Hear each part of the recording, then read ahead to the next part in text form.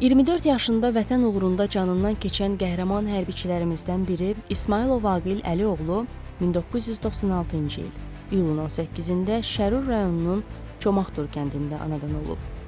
Aqil İsmailov 2002-ci ildə Çomaqtur kənd tam orta məktəbinin 1-ci sinifinə daxil olub. O 2009-cu ildə 8-ci sinifi bitirərək uşaqlıq arzusunun dalıca Cəmşid Naxçıvanski adına hərbi liseyə gedir. O hərbi liseyi bitirdikdən sonra Heydər Əliyev adına Azərbaycan Ali Hərbi Məktəbinə daxil olur. Ali Hərbi Məktəbi uğurla başa vurduqdan sonra isə leytenant hərbi rütbəsi ilə xidmətə başlayır.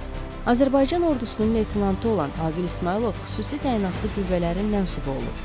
2020-ci il sentyabrın 27-sində Azərbaycan Silahlı Qüvvələri tərəfindən Ermənistan işğalı altında olan ərazilərin azad edilməsi və Azərbaycanın ərazi bütövlüyünün bərpa olunması üçün başlanan Vətən müharibəsi zamanı Murov Dağ istiqamətində gedən döyüşlərdə savaşıb.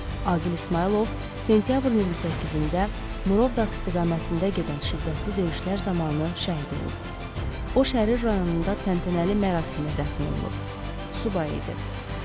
Azərbaycan Prezidenti İlham Əliyevin sərəncamlarına əsasən Aqil İsmailov ölümündən sonra vətən uğrunda, hərbi xidmətlərə görə, Kəlbəcərin azad olunmasına görə medalları və 3-cü dərəcəli Rəşadət ordeni ilə təltif edilib.